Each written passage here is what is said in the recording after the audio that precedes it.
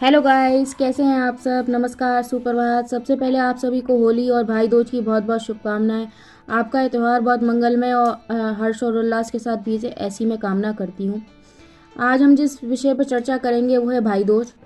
हिंदू धर्म के प्रमुख त्योहारों में से एक भाई दूज का त्यौहार भी माना जाता है। यह त्यौहार भाई बहन के प्यार का प्रतीक है और भाई बहन के रिश्ते को ही समर्पित है। हिंदू कैलेंडर के अनुसार ये साल में 2 बार मनाया जाता है। इसे हम होली और दिवाली के बाद मनाते हैं और द्वितीया के तिथि के दिन इसको मनाया जाता है। इस दिन बहनें अपने भाई की लंबी उम्र के लिए अच्छे से स्वास्थ्य की कामना करते हुए उसे तिलक लगाकर रक्षा सूत्र बांधती हैं। चैत्र मास के कृष्ण पक्ष की द्वितीया तिथि को भाई दूज का त्यौहार होली पर्व के बाद मनाया जाता है। इसे भाद्र द्वितीया के नाम से भी जानते हैं। ये तिथि 8 मार्च को रात 7:42 से शुरू होगी और 9 मार्च को रात 8:54 तक रहकर समाप्त हो जाएगी। इसलिए 9 मार्च को यह त्यौहार मनाया जाएगा। इस त्यौहार को मनाने का अभिजीत मुहूर्त सुबह 11:55 से दोपहर 12:42 तक रहेगा। पौराणिक कथाओं के अनुसार आज के दिन यमराज अपनी बहन यमुना जी के घर गए थे। बहन ने उनका तिलक लगाकर स्वागत किया था और उनको भोजन कराया था। तब भोजन करने के पश्चात उन्होंने यमुना जी को ये आशीर्वाद दिया था कि आज के दिन जो भी भाई अपनी बहन के घर जाकर तिलक लगवाएगा, भोजन करेगा, उसकी कभी भी अकाल मृत्यु नहीं होगी। तभी से ये परंपरा चली आ रही है कि आज के दिन भाई अपनी बहन के घर जाते हैं, तिलक लगवाते हैं, भोजन करते हैं और इसी को हम भाई दूज के त्यौहार के रूप में मनाते हैं।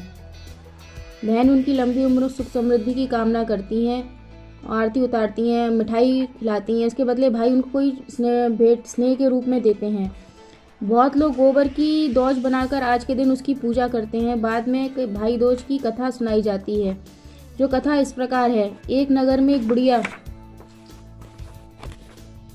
बुढ़िया रहा करती थी। उसके एक पुत्र व पुत्री थी।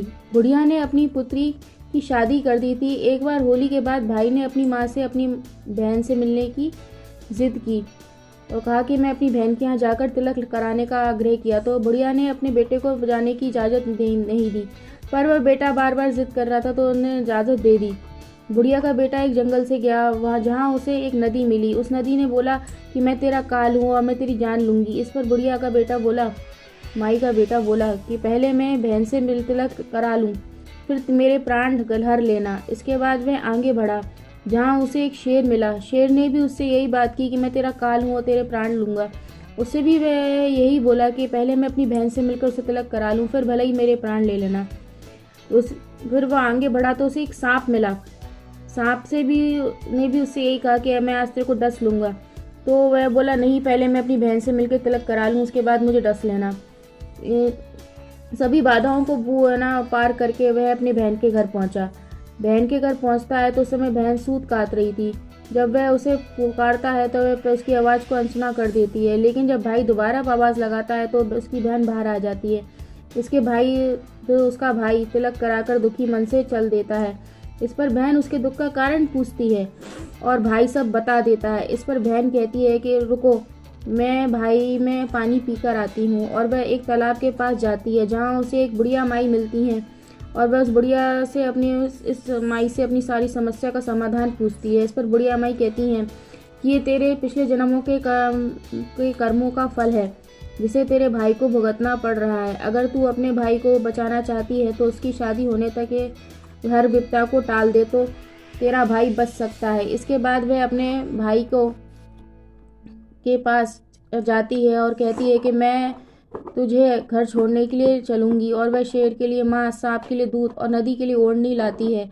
इसके बाद दोनों आगे बढ़ते हैं। रास्ते में उन्हें पहले शेर मिलता है। शेर जैसे ही भाई की ओर बढ़ता है, बहन उसके आगे मांस डाल देती है। वह खाने में लग जाता है और वह आगे बढ़ जाते हैं।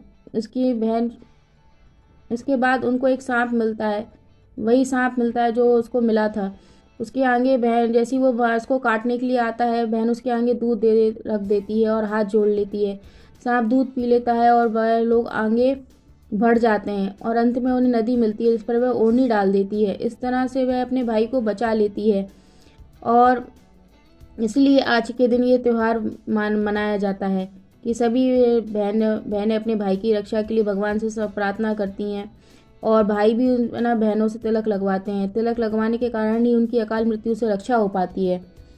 आप भी अब इस दिन स्वच्छ कपड़े पहने, सुबह नहा धोकर भाई दूज की कहानी पढ़ें, आरती करें, एक पट्टा लगाएं, उस पर चावल का आसन बिछाकर चावल का ढेर करें, गणेश जी की प्रतिमा रखें और कहानी सुने, रोली तिलक और पानी के छींटे लगाएं और हलवे का भोग लगाएं।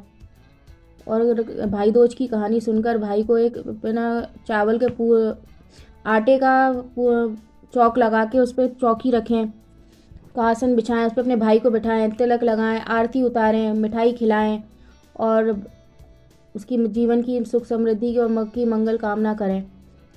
ये आपको अगर आज हमारी ये वीडियो अच्छी लगे तो प्लीज़ इस चैनल को सब्सक्राइब कीजिए, लाइक शेयर कीजिए और हम अपनी राय कमेंट बॉक्स में ज़रूर लिखिए। धन्यवाद।